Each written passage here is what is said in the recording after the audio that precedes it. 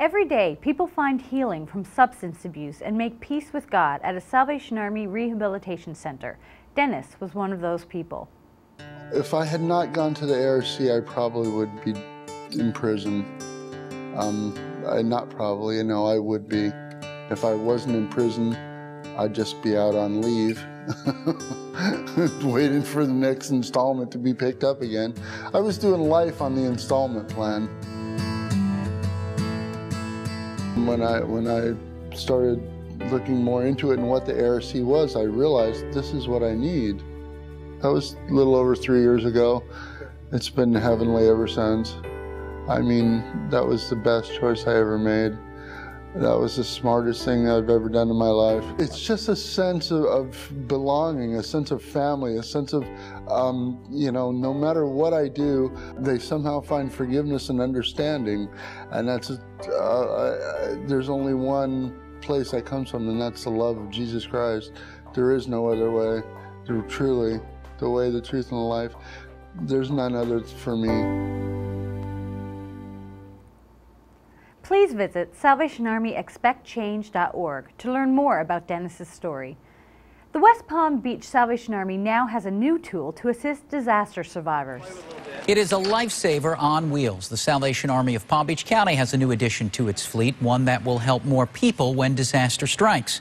It's called the Canteen, and it can serve more than 9,000 meals a day. When a disaster happens, whether man-made or natural, this Canteen will now travel to that city to help locals and first responders who need food and a shoulder to lean on. The Salvation Army operates hundreds of similar vehicles in communities across the United States.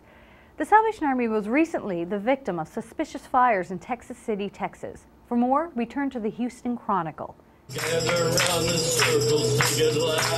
In almost every way, this is a typical Sunday at the Texas City Salvation Army. Almost. We had church in a storage shed. Two recent fires have forced the agency to set up temporary locations, but they're still serving permanent needs. We are very confident that we'll be able to move forward and restore the level of services that we previously were providing. The first fire in April destroyed the Salvation Army offices. Nothing remains of that facility today. The second fire happened last week. It took out the chapel. There are now holes in the roof and heavy damage. It is suspected that an arsonist set this fire. As far as we know, we don't have any enemies who have, lately threatened that they were upset enough to burn a building down.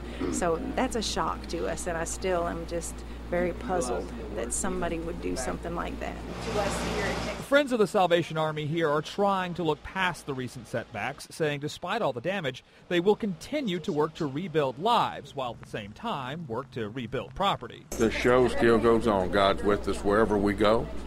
Doesn't matter if it's a $100 million church or just a little building like this. In Texas City, Jeff Ealing, 13 Eyewitness News. The first session of the Salvation Army's International College for Soldiers will take place from September 10th through the 24th in London. 26 young adult Salvationists from all over the world will have the opportunity to increase their biblical, theological, and historical knowledge.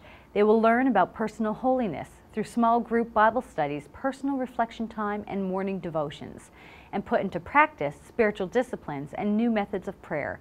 Delegates will also implement their knowledge of social holiness with ministry at Salvation Army Social Service Centers and on the streets of London.